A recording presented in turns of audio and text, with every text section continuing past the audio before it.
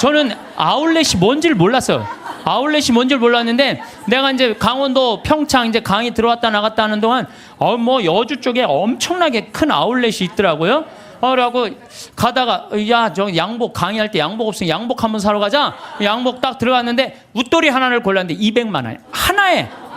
그래갖고 내가 딱 접어두고 가자.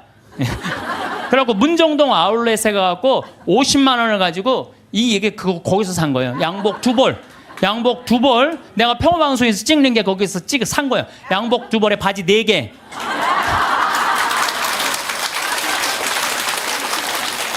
돈은요, 없으면 안 쓰면 돼요. 안 쓰면 돼요. 없는데 쓰려고 그러니까 고통스러운 거예요. 여기 계신 분들 남편이 뭐 한 20년 동안 하다가 구조조정 당해갖고 했어. 아, 당신 빨리 나가서 돈 벌어, 돈 벌어. 이거 죽음으로 내보는 거예요. 당신 20년 동안 열심히 일했으니까 한 2년은 여행도 다니고 먹고 싶은 것도 먹고 하고 싶은 것도 하고 어디가 좀 피정도 하고 어디 학교도 좀 다니고 이러면서 재충전을 하는 사람들은 실패하지 않아요. 그런데 구조조정 당하자마자 뭘 해야 된다고 생각하고 가게 차리고 사업하는 사람들 거의 다 쫄딱 망해요. 통계적으로 한 95%가 망한대요. 그러니까 서두른다고 되는 일이 아니에요. 조금 여유 있게 살아가면요, 덜 쓰면 되지.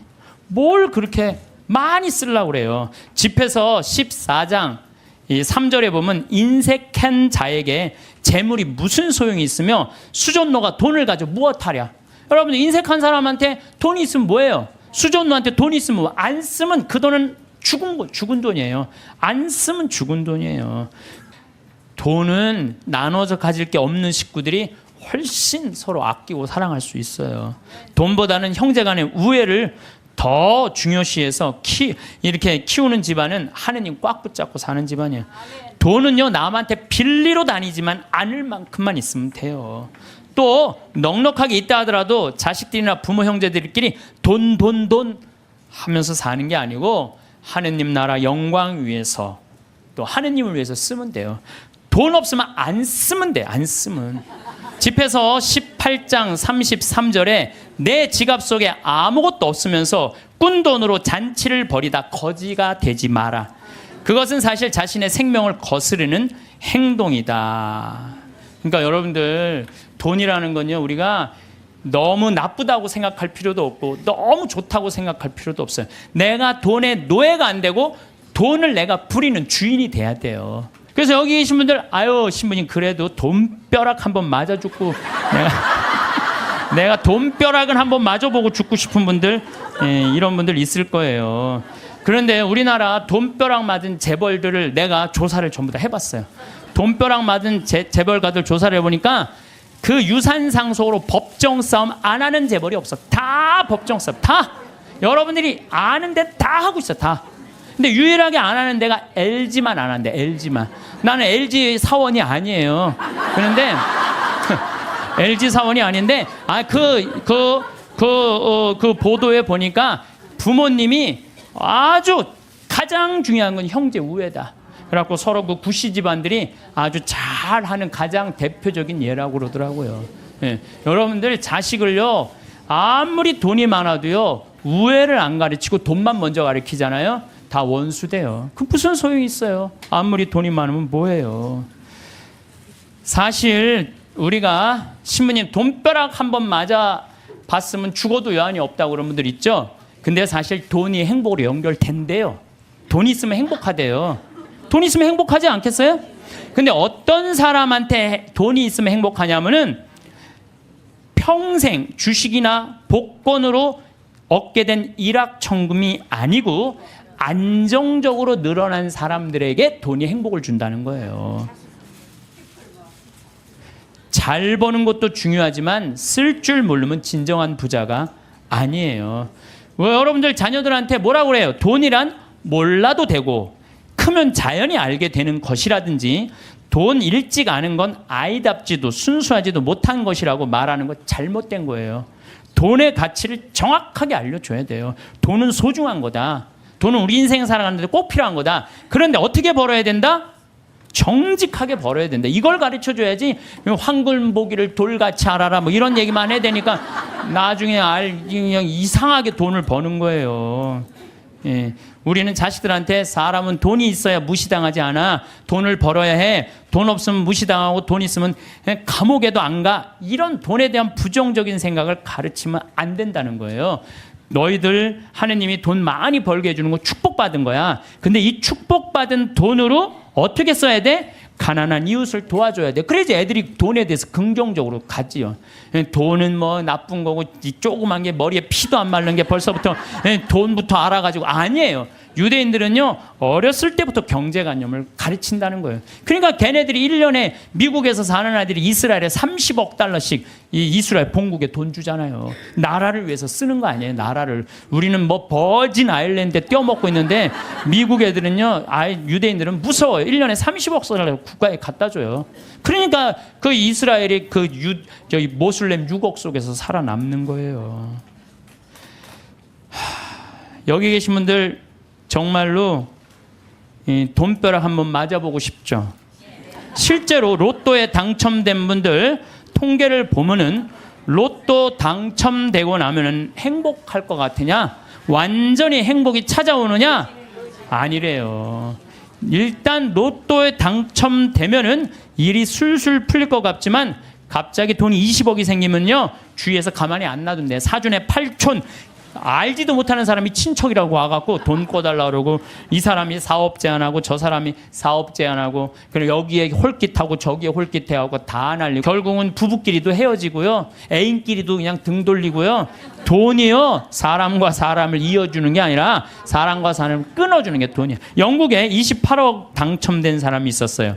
새집 최고급 승용차 자녀는 호화 사립학교 보냈고 여기저기 사업 투자라는 손짓에 그냥 여기저기 사업들. 근데 그 쫄딱 망한 거예요. 그러니까 쫄딱 망하니까 같이 좋던 부인도 이혼하고 이 사람이 지금 통장에 얼마 남았냐면 10달러 남아있대. 10달러.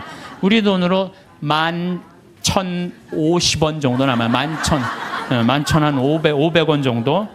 예. 돈 많으면 뭐예요? 쓸 줄 모르면 100억을 갖다 줘도요 순식간에 다 날려요. 이 로저라는 사람이 마지막 말이 이래요. 복권 당첨을 되돌아보면 독이 든 성배와 같다. 독이 든. 예.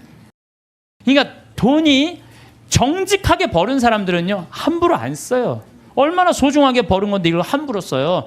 정말로 고민하고 쓰죠. 근데 순식간에 돈이 생긴 사람은요 헛헛해요. 그래갖고 술집에 가서 날리고 뭐 바람 피고 뭐 사업하고 그러다가 원래 상태보다도 더한 상태로 돌아가는 거죠. 물론 로또 당첨되고 잘 사는 사람도 의외로 많대요. 근데 이 사람들 근데 잘 사는 사람들은 싹 감춰갖고 잘 못 찾는데요. 근데 우리나라에 400억 로또 당첨된 분이 있어요. 경찰관인데. 근데 이분은요 얼마나 멋있느냐면은 자기 학교, 모교, 경찰서, 지역에 이 35억을 딱 기증을 한 거야. 그리고 난 다음에 공부를 한 거예요. 경영 공부를 하고 그러고 난 다음에 지금 중소기업을 아주 잘 운영을 하고 있대요. 이 사람은 400억을 운영할 수 있는 그릇이 된 사람이죠. 예. 그래서 이 돈벼락 맞은 사람들이 행복하게 사는 길은 뭐냐면 나누는 거예요. 나누는 거. 예. 나누면 이 사람이 생각이 건강해져요. 근데 거기다 돈 더 벌려고 그러고 떼돈을 벌으려고 그러면은 다 날리는 거지. 2010년 5월 강원랜드에 부부가 놀러를 갔어요. 예, 면직 사업하는. 근데 이분이 얼마를 맞았느냐면 7억 6,680만 원을 맞은 거야. 로또 잭팟 맞은 거죠. 강원랜드에서. 근데 이 집이 빚이 있었대요. 근데 이 부부가 어떻게 했느냐면 이 돈을 전부 카이스트에 다 기증한 거예요. 카이스트. 왜? 이거는 우리가 노력해서 번 돈이 아니다. 이거 빚이 있었는데도 불구하고. 이야, 난 그 부부 정말로 멋있다고 생각해요. 왜? 저는 이렇게 생각해요. 그 돈으로 이 사람이 뭐를 했을지는 잘 모르지만은 그 돈 갖고 딴 거 하는 것보다 이렇게 딱 하면 다시 본 생활에 돌아와서 성실하게 살아요. 별 일 없이 그냥 열심히 살아요. 그게 행복한 거지. 그냥 여기 이제 돈벼락 맞고 싶은 분들 맞지 마세요. 이런 분들은 대한민국에도 큰일 하신 분들이지만은 하늘나라에도 공덕 쌓아 놓으신 분들이에요. 갑자기 많은 돈이 생기면요 사람 미쳐요. 귀신이 쉬어요. 돈귀신이셔. 예, 돈이 많다고 행복한 건 아니에요. 제가 아는 어느 분, 여기 내가 여기서 들은 얘기예요. 여기 우리 봉사자들한테 들은 얘기. 대기업 그 해외 지사 이제 지사장으로 갔대요. 근데 이쪽 기업에서 딱 와갖고 술을 들이다 저녁에 먹이고 재정 상태에 대해서 물었대요. 근데 이 사람은 술을 못 먹는 사람이래요. 근데 기업 회장들이 먹이니까 어떻게 먹고 정신이 혼란한 상태에서 제대로 대답을 못했대요. 본국으로 돌아가자마자 바로 저기 해고를 당했대요. 해고를 당하고 저기 무슨 서해안 쪽에 횟집에 처형이 이제 그 하는 횟집에 이걸 서빙을 하고 있는 거야. 그 기가 막힌 해외 지사장이. 다른 사람들이 당신 그렇게 인맥도 넓고 능력도 있으니까 우리 회사 내가 스카우트 하겠다고. 그랬더니 이분이 하는 말이 내가 왜 이 좋은 자리를 관두느냐고. 서비스 생각 하나도 안 해도 되고 남 속이도 안 와도 되고 이것만 날로 난 너무너무 행복하다. 난 지금 행복하다. 근데 이런 분들을 제가 많이 봐요. 막 큰 사업할 때보다 다 정리하고 욕심을 다 끊고 사니까 너무 행복하다는 분들 저는 정말로 많이 봅니다. 지금 제 강의를 듣는 분들 가운데서도 지금 쥐고 놓지 못하는 분들 많을 거야 지금. 지금 이거를 팔을까 말까 이거를 유지할까 말까 이런 분들 무지하게 많을 거예요. 놔보세요. 놔보면요 굉장히 편안해요. 그거 대도 안 되는 공장 운영하면서 매달 그냥 월급 마친다고 여기다 돈 끌고 저기다 평화로운 날이 하루도 없는 거야. 평화로운 날이. 싹 정리해보세요. 얼마나 마음이 편안한가. 뭘 그렇게 쥐려고 그러세요. 쥔다고 재물은 져지는 게 아니에요. 진다고 져지는 게 아닙니다. 여러분 혹시 지금 여러분들 10,000원 갖고 있어요. 10,000원 갖고 있으신 분들 내가 저 1,000원 좀 주실래요? 커피 한 잔 좀 뽑아 먹게. 그럼 여러분들 저한테 1,000원 줄 거야 안 줄 거예요? 주죠. 줘요. 10,000원 중에 1,000원은 괜찮아요. 근데 만약에 여러분들이 1,000억을 갖고 있어. 1,000억을 갖고 있는데 내가 나 좀 돈 좀 쓰게 100억만 달라 그러면 여러분들 100억 줄 것 같아 안 줄 것 같아요? 이거 쉽지 않아요. 1,000원하고 100억하고는 달라요. 1,000원하고. 그래서 돈이 많은 사람들은요 아마 지금 여기 있는 분들 준다 그래도 막상 1,000억 갖고 있는데 내가 100억 달라면 못 줘요. 100억이 그게 남의 집 애 이름이에요. 근데 나는 100억 필요 없어요. 근데 국가는 100억이 필요해요. 왜? 너 당신 대한민국을 상대해서 돈 벌었으니까 100억 주면은 이 100억 가지고 가난한 사람들 도와주겠다. 어려운 사람들 복지 이런 거 국가 문화재 이런 거 보호하겠다. 그러면은 좀 넓은 마음으로 내가 대한민국을 상대로 해서 돈을 벌었으면 내가 이 정도까지 은총을 받았으면 내가 100억 정도 내겠다. 이렇게 마음 먹으면은 사람들이 존경하고 돈은 900억 남아있고 얼마나 좋아요. 근데 사람은요 이상해요. 900억은 생각하지 않고 그 100억이라는 엄청난 돈 이것도 아까운 거예요. 그러니까 벌진 아일랜드에다가 그냥 갔다가 우리나라 한 달에 한 300만 원 버는 사람들이 세금을 한 36만 원, 40만 원 정도 내요. 그냥 공식적으로 국가에. 근데 한 10억 버는 사람들은 1년에 한 3억 정도 내요. 물론 부자들이 많이 내요. 일반 평범한 우리 셀러리맨보다도 많이 내요. 근데 셀러리맨들은 떼어먹을 수가 없어요. 뭐 얼마를 떼어먹나요? 그걸 떼어먹어. 다 내요. 근데 이 돈 많은 사람들은요. 하여튼 우리가 이해할 수 없는 방법, 상상도 할 수 없는 방법으로 돈을 떼어먹어. 그러다 걸려갖고 감옥에 가는 거죠. 요즘 대한민국 교육을 보면은 저는 훌륭한 인격 쌓는 교육은 안 시키고 돈 쌓는 훈련만 시키는 것 같아요. 돈 버는 것만 가르치는 거예요. 돈 버는 법만 가르치고 돈을 제대로 의미 있게 쓰는 법을 안 가르치기 때문에 갑부가 돼도 단 한 푼도 나라를 위해서 어려운 이웃을 위해서 쓸 줄 모르는 분들 이런 분들을 뭐라고 그러냐면 졸부라고 그래. 졸부. 돈은 많은데 쓸 줄 모르는 사람들을 우리가 뭐라 그래? 졸부라. 졸부. 대부분은 안 그러시겠지만 금융가들, 재벌가들, 정치인들은 돈 쌓는 재미로 눈에 뵈는 게 없어요. 법도 그냥 눈에 안 보여.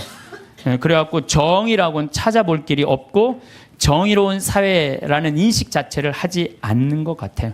우리 삶이 언제 끝날지 모르잖아요. 나중에 돈 벌면 내가 어려운 이웃과 하느님께 봉헌해야지 하는 사람들 끝까지 아무것도 못해요. 나중에 돈 벌면 한다는 사람 끝까지. 나는 나중에 보자는 놈 하나도 안 무섭고 나중에 하느님한테 봉헌하겠다는 사람 하나도 안 믿어요. 내가 본당 신부할 때 정말로 잘 먹고 잘 살 때는 성당 찾아오지도 않아요. 근데 그냥 쫄딱 망하면 어디 하소연할 때도 없고 나한테 와서 그냥 하는 얘기가 신부님 내가 이렇게 망할 줄 알았으면 성당에 신축금이라도 많이 해야 하는데 쫄딱 망하고 와갖고 그냥 돈 있을 땐 눈에 뵈는 게 없는지 세상 무서울 것 없는 것처럼 거만하게 행동하다가 쫄딱 망하면 성당에서 나한테 그리고 이제 하소연하면서 더 화가 나는 게 돈 좀 꿔달라는 거. 돈 좀. 내가 돈이 어딨어요. 그리고 저는요 신념이 뭐냐면 그 달에 번 건 그 달에 다 쓰자. 이게 내 신념이에요. 그러니까 나는 누가 와서 사기치려고 그래도 사기 당할 돈이 없어요. 그 달에 번 건 그 달에 다 쓰는데 사기 당할 돈이 어디 있어요. 여러분들 나중에 돈 벌면은 어려운 사람 돕겠다는 사람 이 생각하는 사람 아예 머릿속에서 지우세요. 그리고 난 진짜 싫어하는 게 뭐냐면 동전 모아 어려운 이웃 돕는 문화 싫어해요. 물론 어린아이한테 동전을 모아갖고 어려운 이웃을 돕는 거 가르치는 거 좋아요. 하지만 우리 문화 전체가 쓰다 남은 동전 가지고 어려운 이웃을 돕는다. 이건 정말로 나쁜 거예요.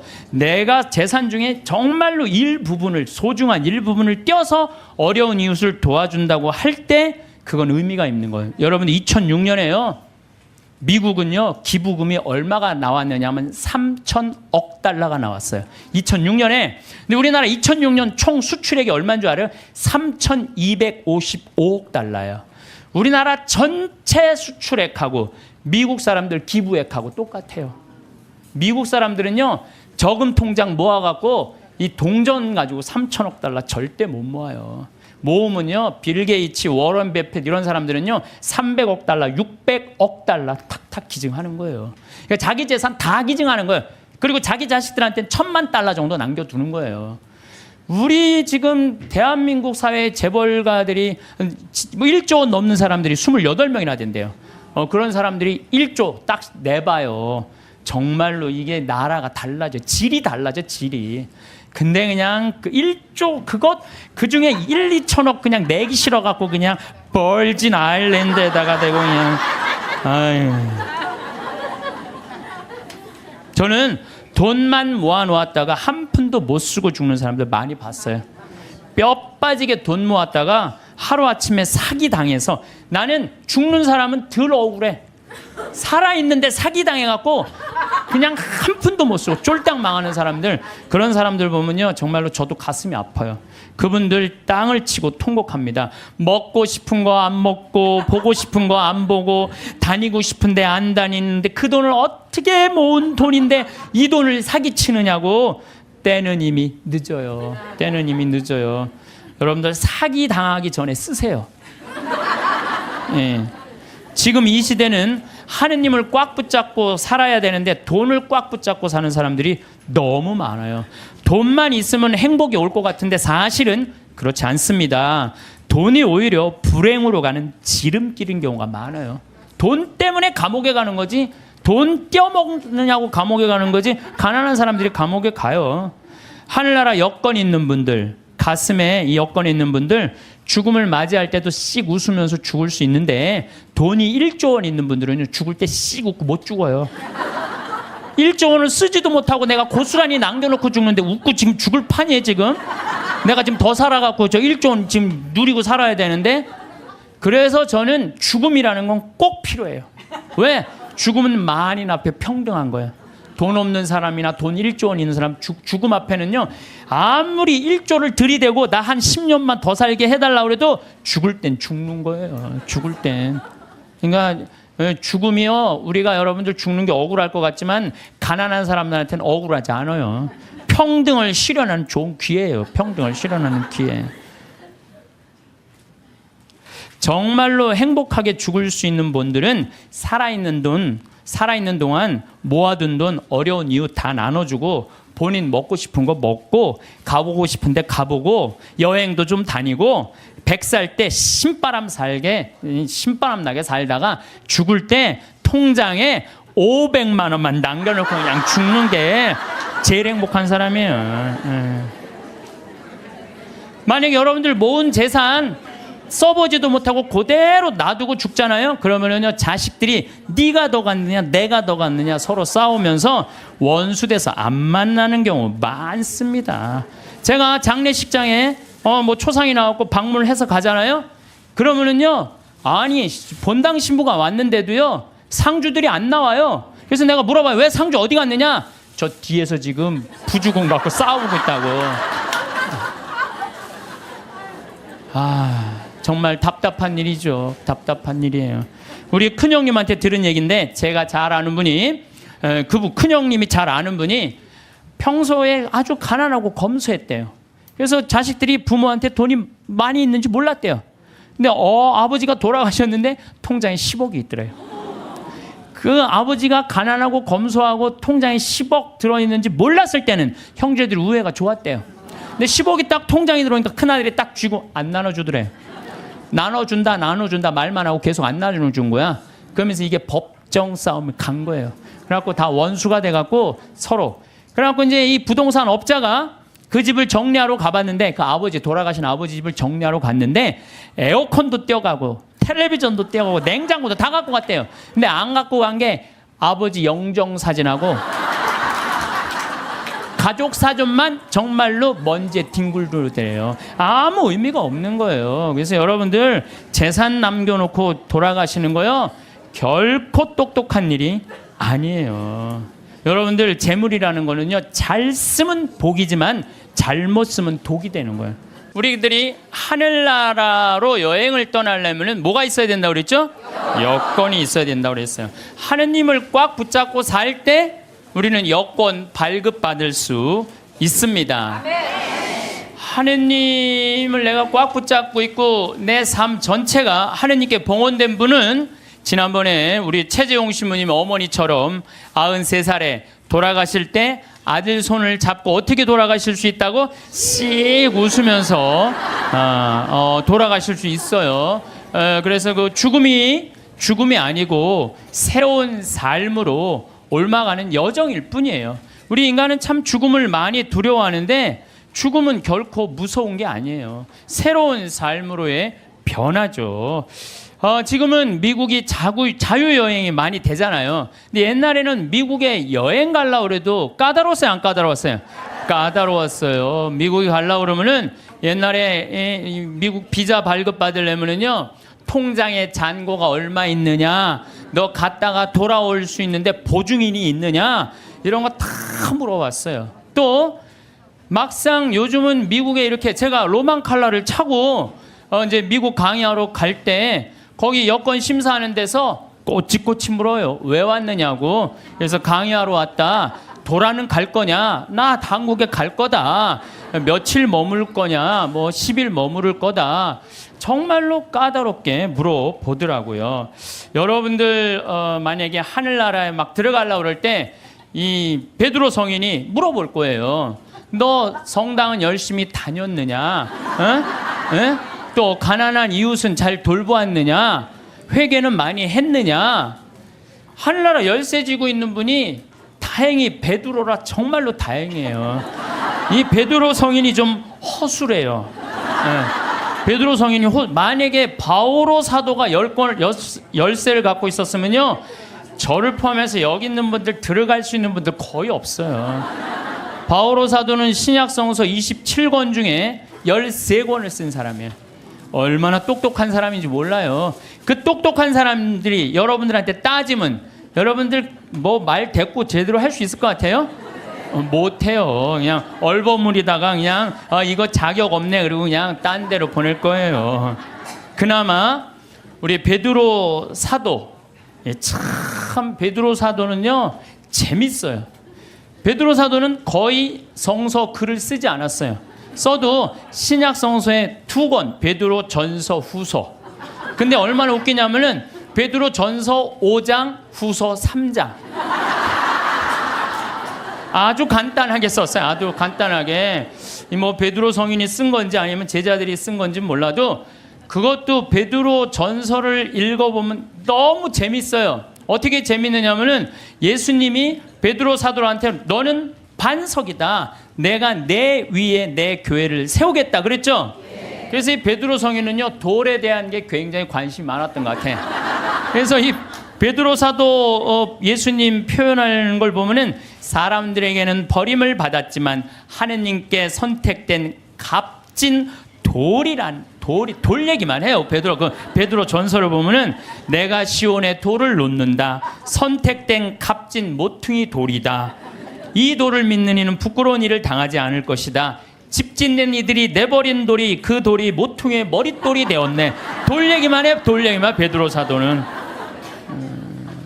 근데 이 베드로 사도가 하늘나라 열쇠를 쥐고 있긴 있는데 허술하다는 이야기는요, 예수님께서 이제 예루살렘으로 올라가면서 그 이제 올라가는 길에 얘기를 해요. 나는 너에게 내 교회를 세우겠다. 그리고 그 얘기 하시자마자 뭐라고 그러냐면 나는 예루살렘에 올라가면은 순환을 당하고 죽을 것이다. 그랬을 때 베드로가 뭐라고 그러냐면 아이코 맙소사, 그런 일은 결코 일어나지 않을 것입니다. 내가 당신 지키겠다 이거예요. 지금 예수님은 죽으러 올라가는데 베드로는 국무총리 되려고 올라가는 거예요. 지금 예수님 생각하고 베드로 생각하고 완전히 달라요. 베드로는 하늘나라를 이해하지도 못했어요. 그러니까 이런 말을 하는 거예요. 아이쿠 맙소사, 주님 그런 일은 결코 일어나지 않을 것입니다. 그러니까 예수님이 바로 뭐라고 그러냐면은 사탄아 내게서 물러가라. 너는 나에게 걸림돌이다. 돌 얘기 많이 나오죠. 너는 나한테 걸림돌이다. 너는 하느님의 일은 생각하지 않고 사람의 일만 생각하는구나. 예수님은 하느님의 일로 인류를 구원하시기 위해 십자가에 못 박혀 돌아가시려고 그러는데 베드로는 뭐 하려고 올라간 거예요? 국무총리 하러 근데 국무총리 왕이 돼야지 국무총리 될 거 아니에요. 근데 죽는다니까 아이쿠 맙소사, 결코 주님 그런 일은 일어나지 않을 것입니다. 그러니까 예수님이 뭐라 그래요? 사탄아 내게서 물러가라. 너는 하느님의 일은 생각하지 않고 사람의 일, 국무총리 될 일만 생각하는구나. 예수님이 또 그래도 그렇지. 바로 전에 내가 내 위에 내 교회를 세우겠다 그러다가 또 바로 사탄아 물러가라 그냥. 예수님 믿는 거 쉽지 않아요. 예수님 아주 당황스러운 일들을 너무 많이 하셔갖고, 베드로는 예수님이 붙잡히니까 3번이나 예수님을 배반해요. 3번이나. 이제 예수님 붙잡히고 다른 제자들은 그래도 다 도망가도 그래도 베드로가 그 12 중에 나아요. 그래도 예수님 따라가고 어떻게 되나 지켜보려고 따라갔어요. 그러니까 그 종이 뭐라 그래요? 당신도 그 갈릴레아 예수랑 같이 다니는 사람이군요. 그러니까 이 베드로가 뭐라 그래요?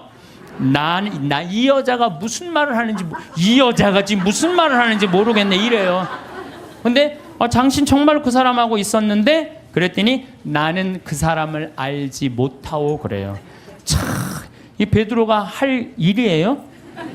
예수님하고 정말로 내 위에 내 교회를 세운다 그러고 정말로 주님 그런 일은 내가 보호하겠습니다 막 이런 사람인데 나는 그 사람을 알지 못하오.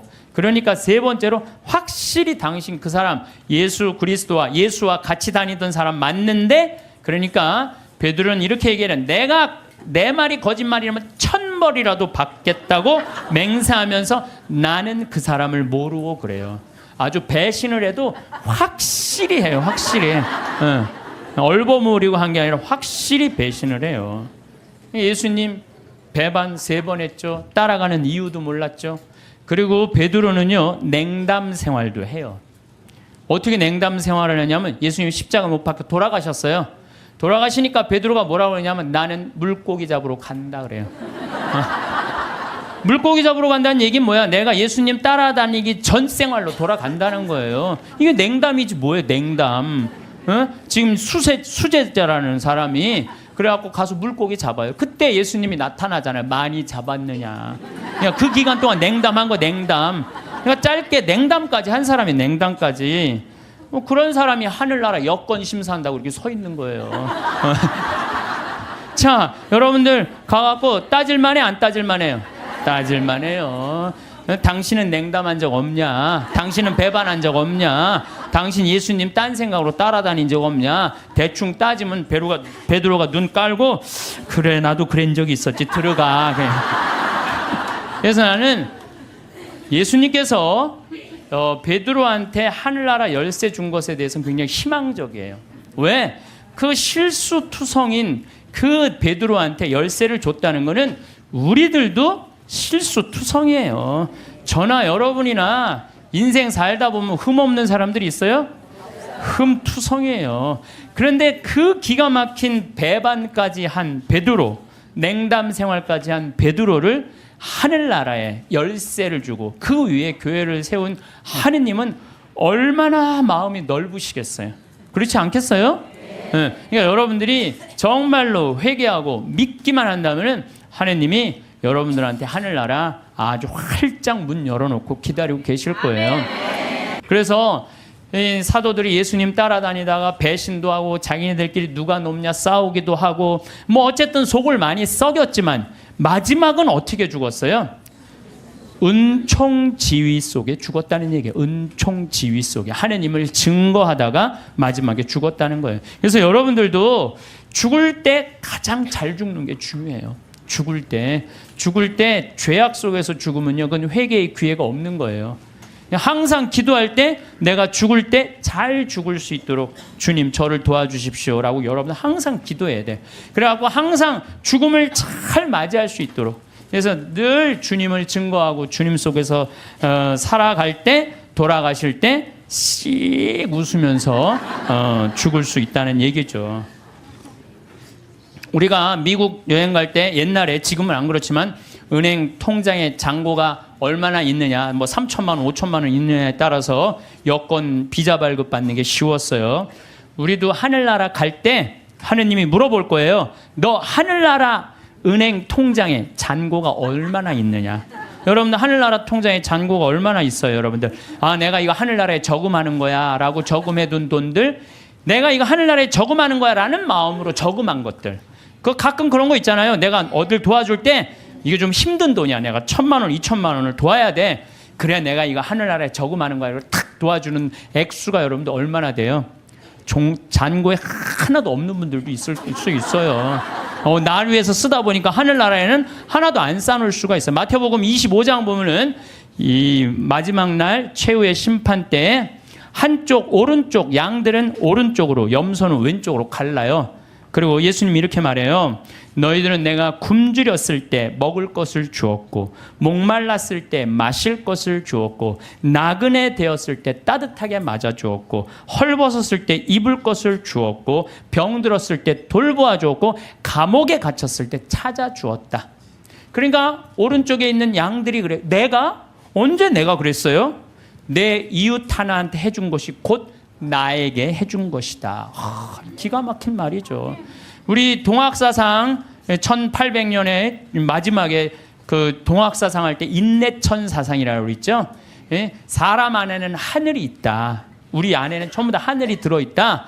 예수님은요, 우리를 다 당신의 분신으로 생각했던 거야. 여기 있는 분들 전부 다 누구 분신이야? 예수님 분신이에요. 내가 언제 당신 목말랐을 때, 굶주렸을 때, 헐벗었을 때, 병들었을 때 언제 돌봐줬느냐? 내 이웃한테 해준 것이 곧 나에게 해준 것이다. 그러니까 여러분들 정말 병들고 정말 아프고 헐벗고 가난한 이웃에게 해주는 건 곧 누구한테 해주는 거예요? 이거 통장 잔고 많은 거예요, 적은 거예요? 많은 분들이에요. 근데 왼쪽에 있는 염소들한테는 뭐라 그래? 너희는 내가 헐벗었을 때, 목말랐을 때, 굶주렸을 때, 병들었을 때, 감옥에 갔을 때 한 번도 찾아온 적이 없다. 내가 언제 주님인 줄 알았으면 우리가 찾아갔는데 언제 주님께서 그러셨느냐고. 내 이웃에게 해주지 않은 것이 곧 내게 해주지 않은 것이다. 여기 계신 분들 가운데 무료 급식에 참여하시는 분들, 감옥, 교도소 봉사하시는 분들, 병원, 내가 병원 봉사자들한테 강의 많이 다녀. 여의도 뭐 순복음병원, 여의도 교회, 여의도만 나오면 순복음이 나오네. 여의도 성모병원, 강남 성모병원, 뭐 인천병원, 이렇게 내가 봉사자들한테 강의 많이 다녔거든요. 근데요, 병원에 봉사자들이 200명, 300명 돼요. 우리 천주교 교우들이. 이분들 다 뭐 하는 거예요? 하늘나라의 통장에 잔고가 가득 있어요.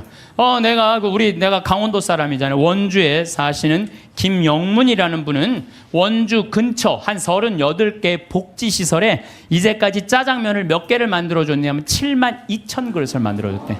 이 사람이 부자냐? 운전기사인데 한 달에 120밖에 못 벌었대요.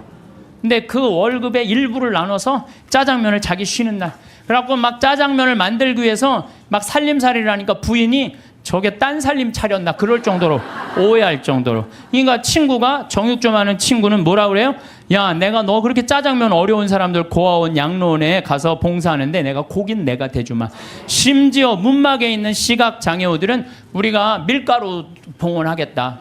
이런 사람들이요, 하늘나라 통장에 잔고가 많은 사람들이에요. 반대로 엄청난 돈이 있으면서도 가난한 이웃 돌보지 않고 돈 더 많이 벌어보겠다고 벌진 아일랜드에다가 알지도 못하는 섬에다가 회사 차려서 세금 떼어먹는 사람들 많아요. 이런 사람들 세상 통장에는 잔고가 많을지 모르겠지만 하늘나라 통장에는 잔고가 하나도 없는 분들이에요.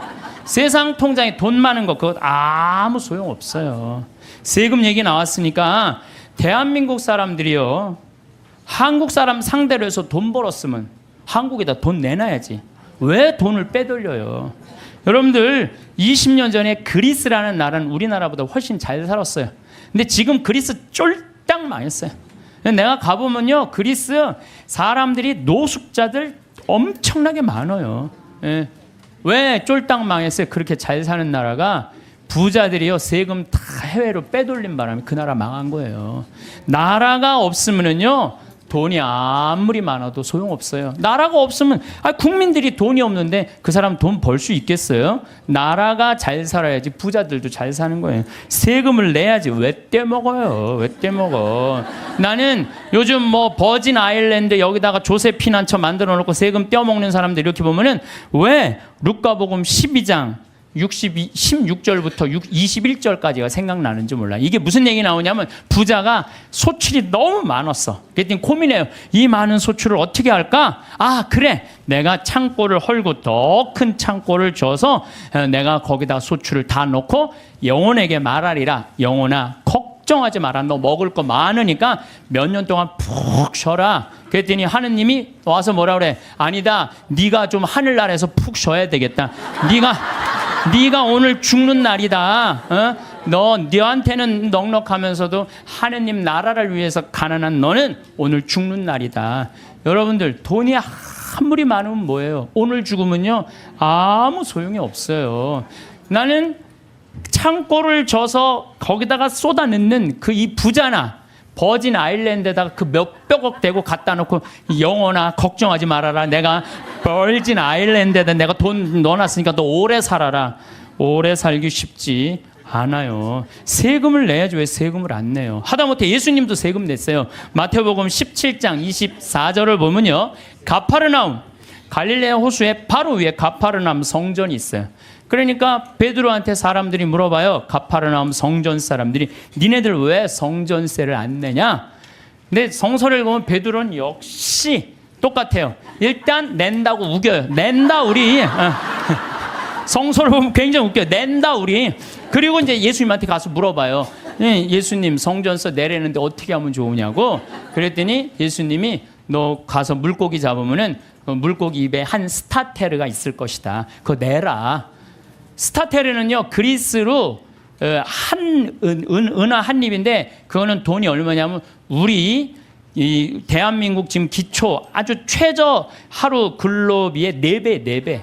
그러니까 16만 원 정도 되는 거예요. 우리가 3만 7천 원인가 3만 8천 원이가 하루 아주 최저 임금이거든요. 그러니까 16만 원 되는 걸 예수님도 낸 세금을 왜 안 내냐 이거예요. 이 성서를 난 이거 성서를 보면서 여기서 깨달은 진리가 있어요. 사소한데 목숨 걸지 말아라.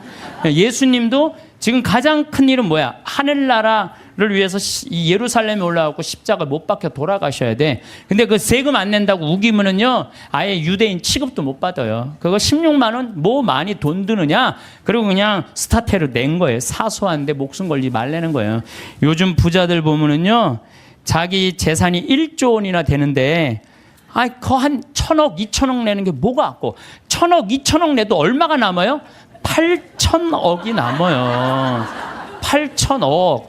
아니 그 8000억은 생각하지 않고 에? 그 2000억이 아깝다고 그걸 안 내갖고 감옥에, 지금도 감옥에 간 사람 있잖아. 며칠 전에 어젠가 그제 갔잖아요 감옥에. 그 많은 돈을 가지고도 왜 감옥을 가요? 내면 되지. 왜 사소한 데 목숨 거냐 이거야. 내 얘기는 그냥 통 크게 내면 되지. 저는 부자들은 하늘나라 들어가기가 낙타가 바늘구멍 뚫고 지나가는 것보다 힘들다고 한 예수님 말 전 이해가 돼요. 어릴 적부터 우리는 돈이 많으면 행복할 것이라는 생각을 자연스럽게 받아들이며 살아왔습니다.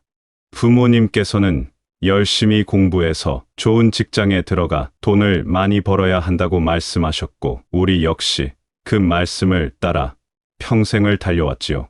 젊은 시절에는 월급이 조금이라도 더 많은 곳을 찾아 이직을 고민했고, 중년에는 사업을 키우거나 투자를 통해 더 많은 돈을 모으려 애썼습니다. 그렇게 돈을 향한 긴 여정을 걸어오면서 우리는 언제나 조금만 더 벌면, 통장 잔고가 조금만 더 늘어나면 진짜 행복이 찾아올 것이라고 믿어왔습니다. 하지만 인생의 어느 시점에서 문득 깨닫게 됩니다.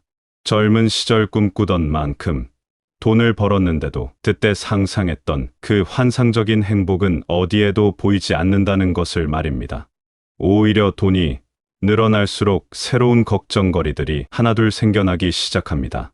이 돈을 어디에 투자해야 할지, 어떻게 관리해야 할지, 혹시 사기를 당하지는 않을지, 자녀들이 이 돈 때문에 게으름을 피우지는 않을지, 예상하지 못했던 고민들이 밤잠을 설치게 만듭니다. 더욱 놀라운 것은 우리 주변에서 실제로 벌어지는 일들입니다.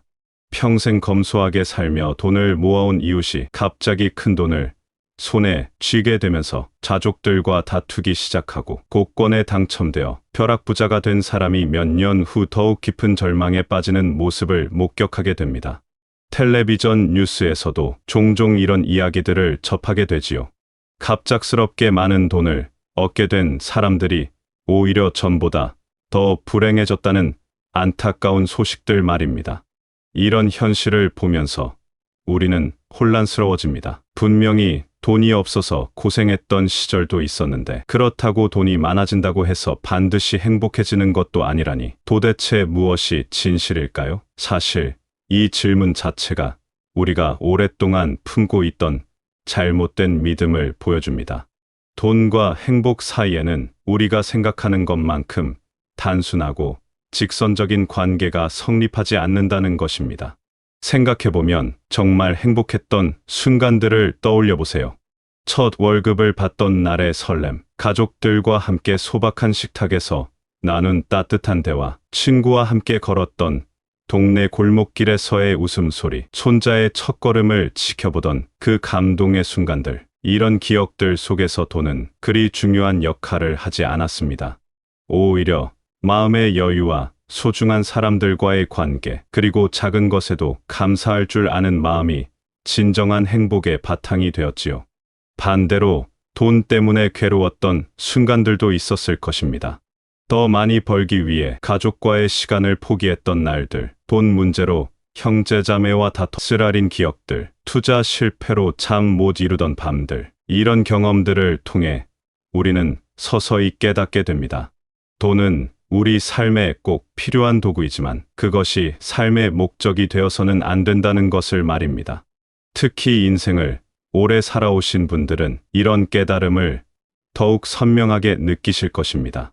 젊은 시절에는 돈을 향한 열망이 삶의 원동력이 되기도 했지만, 세월이 흐르면서 정말 소중한 것들이 무엇인지 차츰 보이기 시작합니다. 건강, 가족, 친구들과의 우정, 평온한 마음, 이런 것들은 아무리 많은 돈을 주고도 살 수 없는 귀중한 보물들입니다. 그렇다면 우리가 지금까지 믿어왔던 돈이 많으면 행복하다는 생각은 완전히 틀린 것일까요? 그것도 아닙니다. 돈 자체가 나쁜 것은 아니니까요. 문제는 돈을 대하는 우리의 태도와 관점에 있습니다. 돈을 인생의 최종 목표로 여기고 그것만을 위해 달려갈 때 돈은 우리에게 독이 됩니다. 하지만 돈을 삶을 풍요롭게 해주는 하나의 도구로 여기고 그것을 현명하게 사용할 줄 안다면 돈은 우리와 우리 주변 사람들의 삶을 더욱 아름답게 만들어주는 축복이 될 수 있습니다. 결국 중요한 것은 돈의 양이 아니라 돈을 바라보는 우리의 마음가짐입니다. 돈이 적어도 감사할 줄 알고 돈이 많아도 겸손할 줄 아는 지혜, 그리고 돈보다 소중한 가치들을 잊지 않는 마음, 이런 것들이야말로 진정한 행복으로 가는 길잡이가 되어줄 것입니다. 그런데 우리가 사는 세상을 둘러보면 참으로 이상한 모습들을 많이 목격하게 됩니다. 이미 충분히 넘치도록 많은 돈을 가진 사람들이 여전히 더 많은 돈을 쌓아두기 위해 온갖 수단과 방법을 가리지 않는 모습 말입니다.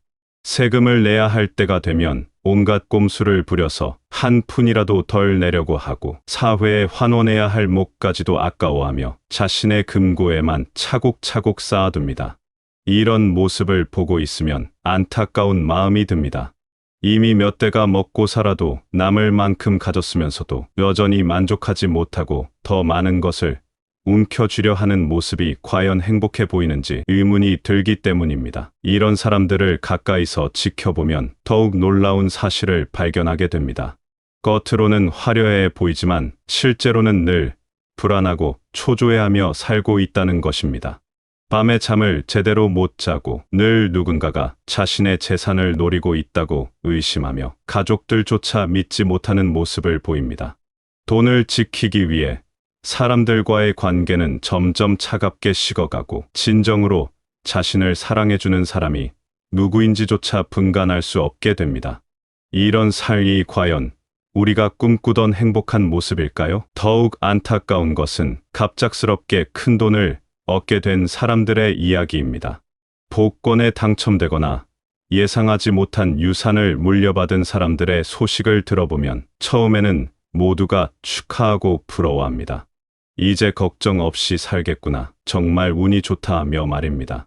하지만 시간이 지나고 나면 그들의 이야기는 전혀 다른 방향으로 흘러갑니다. 갑자기 생긴 큰 돈 때문에 가족들 사이에 다툼이 벌어지고 친구들과의 관계도 어색해집니다. 진짜 친구와 돈 때문에 다가오는 사람들을 구별하기 어려워지고 결국 외롭고 쓸쓸한 나날을 보내게 되는 경우가 참으로 많습니다. 실제로 우리 주변에서도 이런 일들을 종종 목격하게 됩니다. 평생 성실하게 살아온 이웃이 갑자기 큰 돈을 손에 쥐게 되면서 성격이 변하기 시작합니다.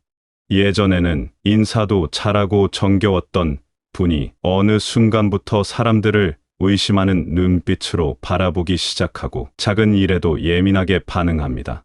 자녀들은 그 돈을 두고 서로 다투게 되고 평화롭던 가정에 금이 가기 시작합니다. 돈이 가져다 준 것은 행복이 아니라 의심과 불신, 그리고 관계의 파괴였던 것입니다. 특히 요즘에는 투자 열풍 때문에 더욱 안타까운 일들이 벌어지고 있습니다. 아파트 값이 오르고 주식이나 가상화폐에서 큰 돈을 번 사람들의 이야기가 연일 화제가 되면서 많은 사람들이 나도 한몫해야겠다는 생각에 빠져듭니다. 평생 모아온 소중한 돈을 위험한 투자에 몰아넣고 밤낮으로 시세를 확인하며 잠 못 이루는 날들을 보냅니다. 처음에는 작은 수익에 기뻐하다가도 욕심이 커지면서 더 큰 위험을 감수하게 되고 결국 큰 손실을 보게 되는 경우가 허다합니다. 이런 모습들을 보면서 우리는 깨닫게 됩니다. 돈 자체가 문제가 아니라 돈에 대한 우리의 태도가 문제라는 것을 말입니다. 돈을 모으는 것 자체가 목적이 되어버리면 그 순간부터 돈은 우리를 행복하게 해주는 도구가 아니라 우리를 괴롭히는 족쇄가 되어버립니다. 더 많이 가질수록 더 많이 잃을까 봐 두려워하게 되고 더 많이 벌수록 더 많이 벌어야 한다는 강박에 시달리게 됩니다. 정말 슬픈 것은 이런 사람들이 자신이 불행하다는 것조차 깨닫지 못한다는 점입니다. 겉으로는 성공한 것처럼 보이고 남들도 부러워하니까 자신도 행복하다고 착각하며 살아갑니다. 하지만 깊은 밤 혼자 있을 때면 공허함과 외로움이 밀려옵니다. 그렇게 애써 모은 돈이 정작 자신에게는 진정한 기쁨이나 평안함을 가져다 주지 못한다는 것을 어렴풋이 느끼면서도 이미 너무 깊이 빠져서 헤어날 수 없게 된 것입니다. 이런 함정에 빠지지 않으려면 우리는 늘 깨어 있어야 합니다. 돈이 우리의 주인이 되지 않도록, 돈 때문에 소중한 사람들과의 관계가 망가지지 않도록, 그리고 돈 때문에 우리의 순수한 마음이 변질되지 않도록 말입니다. 돈은 분명히 필요하고 소중하지만 그것이 우리 삶의 전부가 되어서는 안 된다는 것을 인생을 오래 살아온 지혜로 깨달아야 할 때입니다. 그렇다면 돈은 과연 무엇일까요? 돈이 나쁘기만 한 것일까요? 그것도 아닙니다. 사실 돈이라는 것은 참으로 신기한 존재입니다. 마치 물과 같아서 목마른 사람에게는 생명을 구해주는 간로수가 되지만 너무 많으면 집을 떠내려가게 하는 홍수가 되기도 합니다. 또 불과 같아서 추운 겨울날 우리를 따뜻하게 해주고 맛있는 음식을 만들어주지만 잘못 다루면 모든 것을 태워버리는 무서운 재앙이 되기도 하지요. 우리가 살아오면서 경험한 것들을 떠올려보면 이런 돈의 두 얼굴을 선명하게 느낄 수 있습니다. 아이들이 아플 때 병원비 걱정 없이 치료받을 수 있게 해준 것도 돈이었고, 부모님께서 편안한 노후를 보내실 수 있도록 도움을 드릴 수 있게 해준 것도 돈이었습니다. 어려운 이웃에게 따뜻한 손길을 내밀 수 있게 해준 것도, 자녀들이 하고 싶은 공부를 마음껏 할 수 있게 해준 것도 모두 돈이 있었기에 가능한 일들이었습니다. 하지만 동시에 우리는 돈 때문에 괴로웠던 순간들도 기억하고 있습니다. 돈을 벌기 위해 가족과의 소중한 시간을 포기해야 했던 날들, 돈 문제로 형제자매들과 감정이 상했던 쓰라린 경험들, 투자에 실패해서 밤잠을 설쳤던 괴로운 시간들, 이런 기억들을 통해 우리는 깨닫게 됩니다. 돈 자체에는 선악이 없다는 것을, 중요한 것은 돈을 어떻게 대하고 어떻게 사용하느냐에 달려 있다는 것을 말입니다. 어떤 사람들은 돈을 마치 독처럼 여깁니다. 돈이 모든 악의 근원이다. 돈 때문에 세상이 각박해진다며 돈을 멀리하려고 합니다. 하지만 이런 생각도 균형을 잃은 것입니다. 돈을 지나치게 나쁘게만 보면 정작 필요할 때 현명한 판단을 내리지 못하게 됩니다. 자녀의 교육비를 아끼다가 기회를 놓치거나 건강이 나빠졌을 때 치료비를 아껴서 병을 키우는 경우도 생기지요.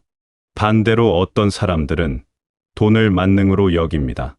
돈이면 뭐든지 해결할 수 있다. 돈만 있으면 행복하다며 돈을 숭배하듯 여깁니다. 이런 사람들은 돈을 위해서라면 무엇이든 할 준비가 되어 있고 돈 앞에서는 도덕이나 양심도 뒤로 미룹니다. 하지만 이렇게 살다 보면 결국 돈의 노예가 되어버리고 정작 중요한 것들을 잃어버리게 됩니다. 진정한 지혜는 이 두 극단 사이에서 균형을 찾는 것입니다. 돈의 유용함을 인정하면서도 그것에 매이지 않는 것, 돈의 필요성을 알면서도 그것이 전부가 아님을 아는 것, 이런 깨달음이야말로 오랜 세월 살아오면서 얻을 수 있는 소중한 보물입니다. 실제로 우리 주변에서 돈을 현명하게 사용하는 사람들을 보면 그들에게는 특별한 공통점이 있습니다. 돈이 있을 때는 감사하게 여기지만 교만하지 않고, 돈이 부족할 때는 아쉬워하지만 절망하지 않습니다. 돈을 벌 때는 정당한 방법으로 벌고, 돈을 쓸 때는 의미 있는 곳에 씁니다. 무엇보다, 돈보다 소중한 가치들이 무엇인지 잊지 않고 살아갑니다. 이런 사람들의 모습을 보면 돈이 어떻게 복이 될 수 있는지 알 수 있습니다. 그들은 돈을 통해 자신의 삶을 풍요롭게 만들 뿐만 아니라 주변 사람들에게도 따뜻한 영향을 미칩니다. 어려운 이웃을 도울 때도 거창하게 하지 않고 자연스럽게 하며 자녀나 손자들에게 돈의 소중함과 동시에 돈보다 더 중요한 가치들을 가르쳐 줍니다. 하지만 돈을 잘못 다루는 사람들을 보면 정반대의 모습을 보입니다. 돈이 많아질수록 더욱 인색해지고, 돈 때문에 사람들과의 관계가 어색해지며 결국 외롭고 메마른 삶을 살게 됩니다. 이런 경우 돈은 독이 되어버린 것입니다. 그렇다면 우리는 어떻게 해야 돈을 복으로 만들 수 있을까요? 첫째는 돈에 대한 올바른 마음가짐을 갖는 것입니다. 돈은 목적이 아니라 수단이라는 것을 항상 기억해야 합니다. 둘째는 돈을 벌 때도 쓸 때도 원칙을 지키는 것입니다. 남에게 끼치면 서까지 돈을 벌지 않고 허영이나 과시를 위해 돈을 낭비하지 않는 것입니다. 셋째는 돈보다 소중한 것들을 늘 마음에 새기는 것입니다. 건강, 가족, 친구들과의 우정, 양심의 평안함. 이런 것들은 아무리 많은 돈을 주고도 살 수 없는 귀중한 보물들입니다. 이런 가치들을 소중히 여기며 살아갈 때 돈은 우리 삶을 더욱 아름답게 만들어주는 좋은 도구가 될 수 있습니다. 마지막으로 중요한 것은 나눔의 기쁨을 아는 것입니다. 돈을 혼자만 쌓아두려고 할 때 돈은 독이 되지만 필요한 곳에 나누어 쓸 때 돈은 복이 됩니다. 이것이야말로 돈의 진정한 힘이며 돈을 통해 얻을 수 있는 가장 큰 기쁨입니다. 그렇다면 우리는 어떻게 돈과 건강한 관계를 맺으며 살아갈 수 있을까요? 무엇보다 중요한 것은 돈의 주인이 되는 것입니다. 돈의 노예가 되어서는 안 됩니다. 이 말이 거창하게 들릴 수도 있지만 사실은 아주 단순한 원리입니다. 돈이 우리를 조종하게 하지 말고 우리가 돈을 다스려야 한다는 뜻입니다. 돈의 노예가 된 사람들을 보면 공통점이 있습니다. 아침에 눈을 뜨면 제일 먼저 통장 잔고를 확인하고 하루 종일 돈 생각에 매여 살며 밤에 잠자리에 들기 전까지도 내일은 얼마나 더 벌 수 있을지 고민합니다. 이런 삶이 과연 자유로운 삶일까요? 겉으로는 돈을 많이 가진 것처럼 보이지만 실제로는 돈에게 완전히 사로잡혀 있는 것입니다. 반면 돈의 주인이 된 사람들은 다릅니다. 돈이 필요할 때는 현명하게 사용하고 돈이 없을 때는 없는 대로 만족하며 살아갑니다. 돈에 대해 생각하는 시간도 적당하고 돈보다 소중한 것들에 더 많은 관심을 기울입니다. 가족과 함께하는 시간, 친구들과의 대화, 자연을 바라보며 느끼는 평온함, 책을 읽으며 얻는 깨달음. 이런 것들이야말로 진정한 부라는 것을 알고 있기 때문입니다. 돈의 주인이 되려면 먼저 우리 마음속에 자리 잡고 있는 돈에 대한 두려움과 욕심을 다스려야 합니다. 돈이 떨어질까 봐 지나치게 걱정하거나 마음보다 적게 가졌다고 해서 자괴감에 빠질 필요가 없습니다. 또한 돈을 더 많이 벌었다고 해서 우쭐해하거나 돈으로 사람을 판단하는 잘못된 습관도 버려야 합니다. 진정한 돈의 주인은 돈을 도구로 여깁니다. 망치가 집을 짓는데 유용한 도구이듯 돈도 우리의 꿈을 실현하고 소중한 사람들을 돌보는데 유용한 도구일 뿐입니다. 망치 자체가 목적이 아니라 그것으로 무엇을 만들 것인가가 중요하듯 돈 자체가 목적이 아니라 그것으로 무엇을 할 것인가가 중요합니다. 특히 나누는 기쁨을 아는 것이야말로 돈의 진정한 주인이 되는 지름길입니다.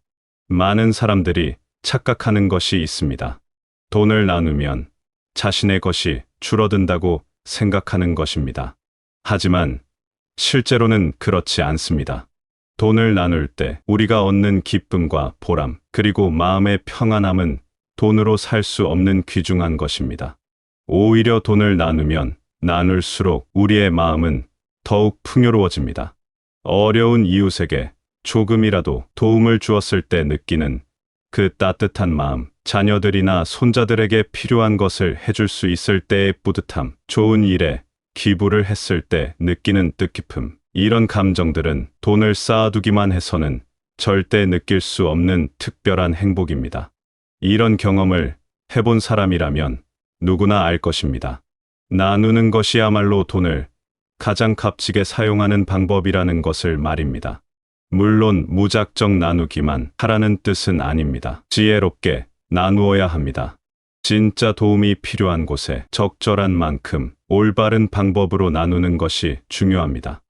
때로는 돈이 아닌 다른 방식의 도움이 더 필요할 수도 있고, 때로는 당장 주는 것보다 기다리는 것이 더 좋을 수도 있습니다. 이런 판단을 할 수 있는 지혜야말로 삶의 경험을 통해 얻을 수 있는 귀중한 능력입니다. 또한 돈의 주인이 되려면 감사하는 마음을 잃지 않아야 합니다. 지금 가진 것이 적더라도 그것에 감사하고 많더라도 교만하지 않는 마음가짐이 필요합니다. 우리가 가진 모든 것은 결국 우리 혼자 힘으로 이룬 것이 아닙니다. 부모님의 사랑, 선생님들의 가르침, 친구들의 도움, 사회의 도움, 수많은 사람들의 도움과 사랑이 있었기에 오늘의 우리가 있는 것입니다. 이런 깨달음을 가진 사람은 돈을 대하는 태도도 자연스럽게 달라집니다. 돈을 독차지하려고 하지 않고 받은 만큼 돌려주려고 노력합니다. 자신만의 행복을 추구하는 것이 아니라 함께 행복해질 수 있는 방법을 찾습니다. 이런 사람이야말로 진정한 의미에서 돈의 주인이 되었다고 할 수 있을 것입니다. 이제 우리는 긴 여행을 마치며 돌아볼 때가 되었습니다. 돈이 많다고 해서 반드시 행복한 것은 아니라는 깨달음, 돈에는 독이 될 수도 있는 양면성이 있다는 지혜, 그리고 돈의 노예가 아닌 주인이 되어야 한다는 교훈까지, 이 모든 것들이 결국 하나의 큰 진리로 모아집니다. 진정한 행복은 돈에 많고 적음에 달려있는 것이 아니라 돈을 어떤 마음으로 대하고 어떻게 사용하느냐에 달려있다는 것입니다. 돌이켜보면 우리는 참으로 많은 것들을 경험하며 살아왔습니다. 돈이 없어서 고생했던 시절도 있었고, 그럭저럭 여유가 생겨서 마음이 놓였던 때도 있었습니다.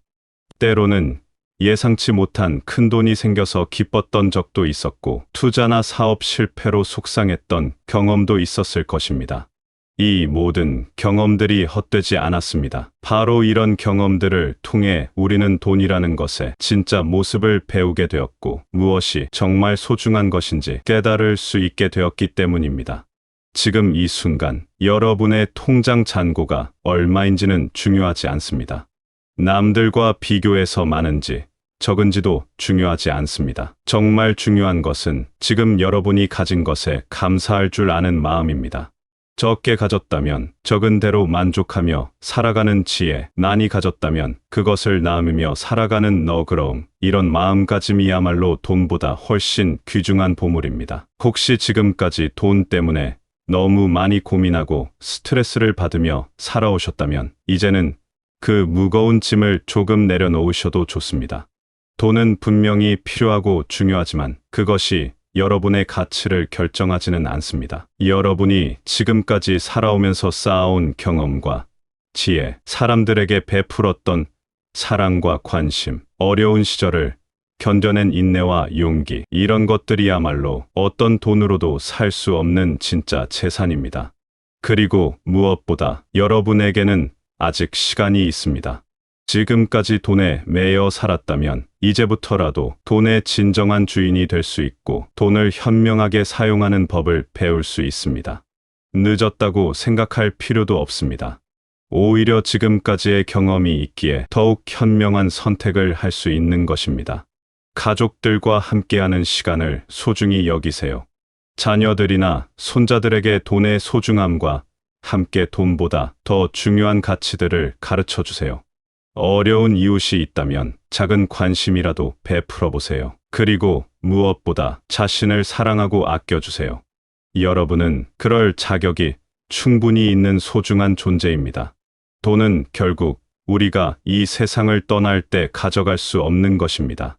하지만 우리가 살아가면서 베푼 사랑과 관심, 나누었던 따뜻함과 도움, 그리고 누군가에게 전해준 지혜와 격려, 이런 것들은 영원히 남아서 세상을 더욱 아름답게 만들어갈 것입니다. 지금 이 글을 읽고 계신 여러분 모두가 돈에 얽매이지 않는 자유로운 삶을, 돈을 현명하게 사용하는 지혜로운 삶을, 그리고 무엇보다 마음이 평안하고 행복한 삶을 살아가시기를 진심으로 바랍니다.